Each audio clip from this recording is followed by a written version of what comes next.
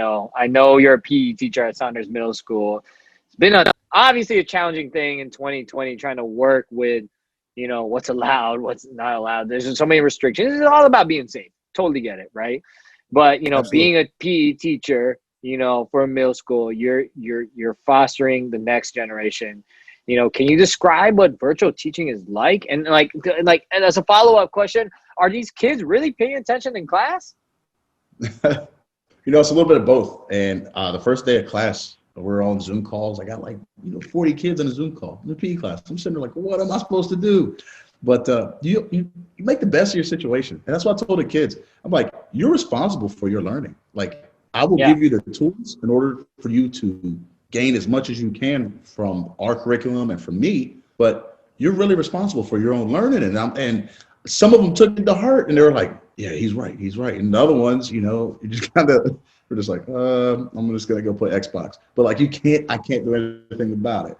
So, Yeah. but Only so the much way you I teach, control. I teach with a lot of energy. And the reason I got into teaching is because I don't like making things about me, bro. I hate it. Like maybe when we're all hanging out and partying, I love to be outgoing and center of attention sometimes. But day to day, I love just giving everything that I've learned throughout my life and just giving it to people, right? Teaching Yeah. them lessons or giving them some type of information that I've learned in college or a professional development or something like that.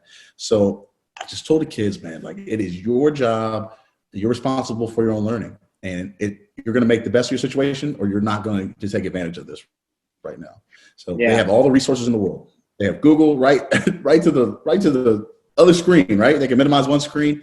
Any quiz they take, anything, they have the resources to figure out how to problem solve and just wiggle around some of the things that they couldn't do face to face. So there's no excuses for them. So and tenfold, right? So I have kids. I teach special ed. I teach kids that are ESOL, so their second language is English. I teach kids that are hearing impaired, so I got to add subtitles to the bottom of my Zoom calls. It is just things you don't think about teaching wise, just face to face. Usually, with an ESOL student, buddy them up with somebody who's bilingual and can speak their language, whether it's Urdu or Spanish. Or this year, I got a kid who speaks Russian, and I'm like, I have no idea what to do. So I going on Google Translate and type in everything that I need from him Oh for the day. Lord. I know, and I translate it to Russian, and then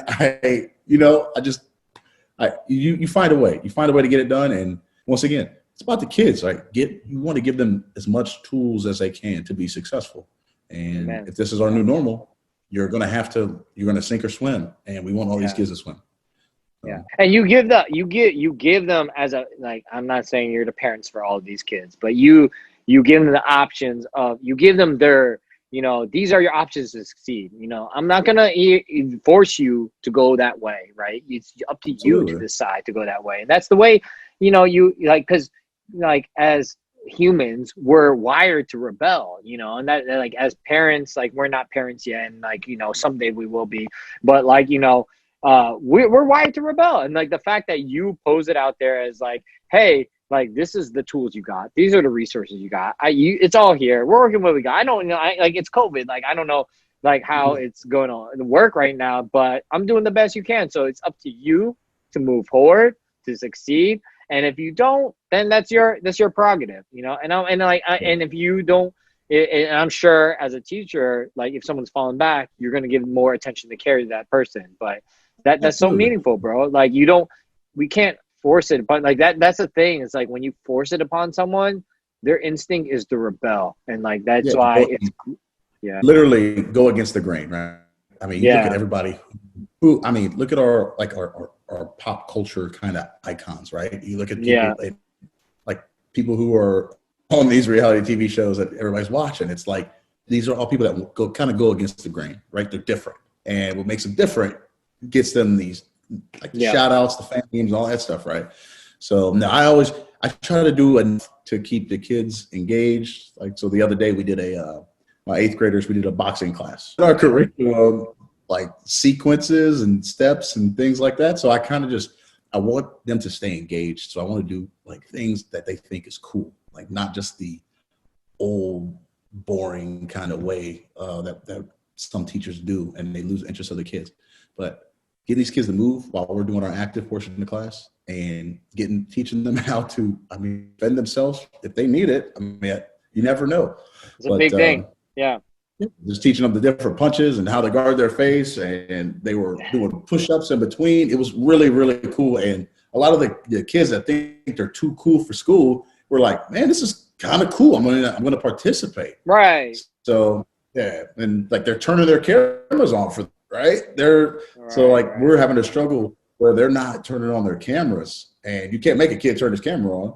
But like if you start doing things that are, I don't know, they get to them and they enjoy being in the class, they're gonna want to participate. They're gonna want to be there.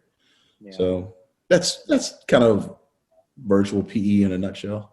Yeah, and I'm not sure it's gonna develop over time, bro. Like, you know, it's gonna be a hybrid model. It's like, yeah, so we're all learning. It's a very uncertain like period of like policy and like, you know, process. So, you know, gotta be patient. Is like fake it till you make it, right? Act like you know what you're doing. Very absolutely, yeah. It's different with middle school kids. I'm sure if you had high school kids, they kind of like have their shaped mind on like where their long-term like, you know, life plans are gonna go. But middle school kids, you know, they're kind of just like, you know. So you have a great challenge on your hand, bro, and that's a blessing, you know, to take on. Yeah, the like kids that are like in their quote unquote terrible teens, everybody, you know. So like props to you, bro. Like, amen.